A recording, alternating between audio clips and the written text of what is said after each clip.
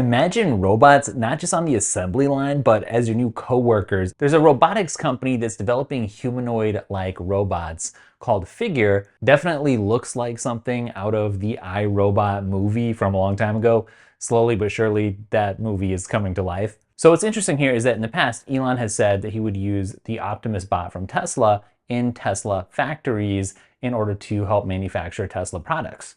Well, here's BMW and Figure already basically doing that. And why I say that is very interesting is because there's a lot of optimism and skepticism when it comes to AI and what it's going to mean for people's jobs in the future.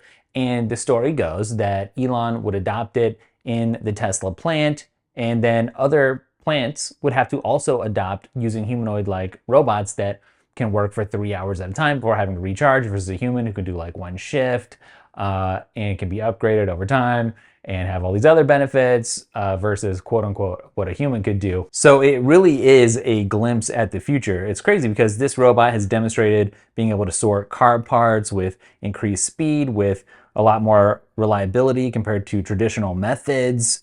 And when I talk about increased speed, the amount of progress, advancement that has happened with this particular bot in these sorts of situations in 3 months is basically insane.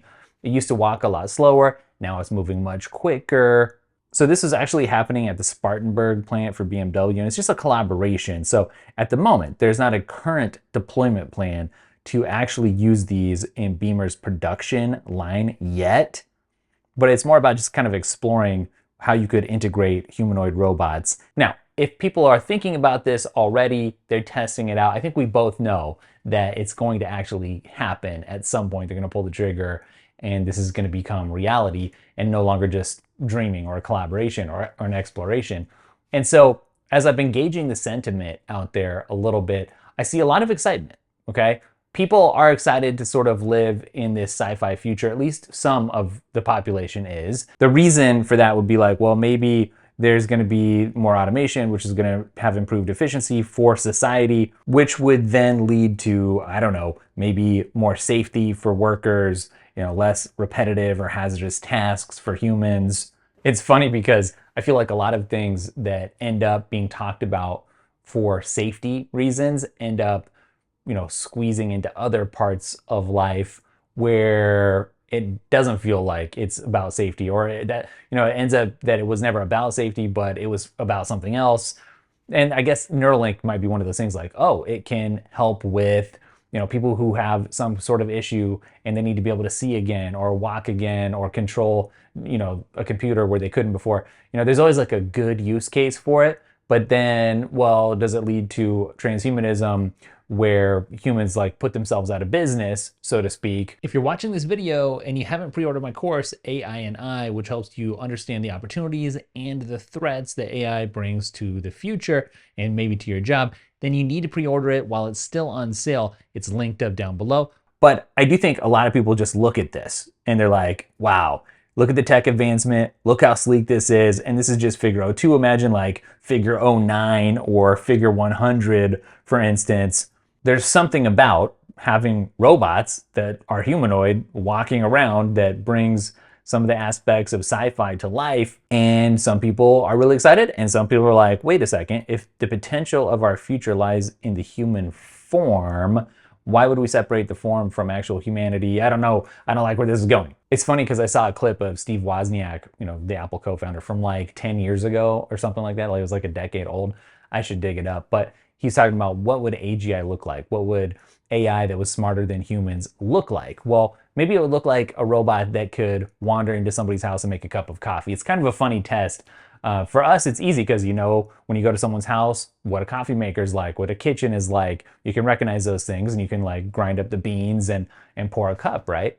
But a robot has to be trained to do those things. And so for Wozniak back then, like a decade ago, he was like, hey, maybe that's the test. Well, figure 01, the version before, the one that BMW is messing around with, that already basically can do that. It can make a cup of coffee, and it's only getting smarter. So anyways, some people are really excited about it, and other people, like I said, especially when it comes to potential job displacement or disruption, they're less excited about it. And they're like, well, no, nobody voted. I didn't vote to have this happen. And for humanoid robots to basically be maybe smarter than me sometime relatively soon. And here's the thing though, this could lead to a future where we have, something called superabundance. That is a potential future where, labor sort of goes away and we have more of a meaning crisis. And it's like, well, what should I do today? Because everything is solved. And if there's anything material that I kind of want, then I'll be able to get it. And this might be a piece of that puzzle, or it could be very dystopian where it's like, actually, no, all the jobs are gone and I miss the work. You know what I mean? That's a possibility as well. Now, there's a few things that are going to be true no matter what AI future comes about. And so that's sort of what my course, AI and I, that bundle that you can pre-order that I keep mentioning, which is on sale right now for $50 off until it actually launches. So this is a good time to get it, is about helping you be prepared so you can be taking advantage of the opportunities rather than being worried about any of the potential disruption. To the best that anyone can be prepared. But I think there's actually a lot of skepticism out there about what is the immediate impact? Is this something like this even going to have an immediate impact? How practical is it to have these humanoid robots? I think one potential answer to that would be that we could see human jobs shift more into the oversight realm where you're directing, the AI, at least for now. Now that doesn't apply if it turns into like the Terminator, Skynet sort of scenario, does it? But still, I think there's a little optimism for that. Hey, if you don't know about my newsletter, it's free. It comes out on Fridays. It doesn't waste your time, but it fills you in on everything worth knowing about Apple and the tech world, including AI stuff. As robots like Optimus and like Figure and like several other companies, I know there's several Chinese companies working on this as well, start iterating more and this starts to like be something that actually shows up in our lives. Maybe you own one or you see them walking around all over. I think you're just bound to see economic models really shifting. So, you think about whenever some new technology comes up, there's this pick and shovels scenario where there's a gold rush, right? And you have all the people like going out to mine the gold, but who really gets rich off of that? It's the people supplying the people. So like robot companies are going to do really, really well. We know that for a fact, right? But I also think it's interesting to think about working with robots as a type of coworker. Like it's not really human, but it might be something that enhances your productivity. You know what I mean? Rather than replacing humans outright.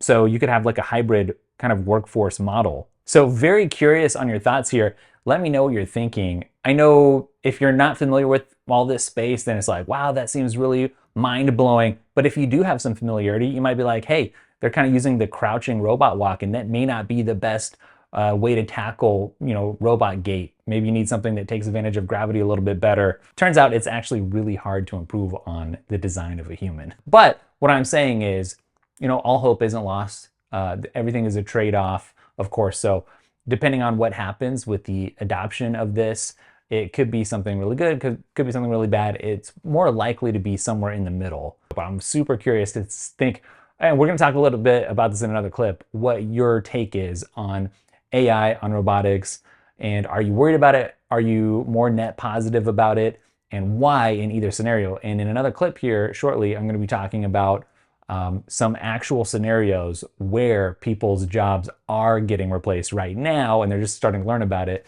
And we'll talk about if that's a trend or not.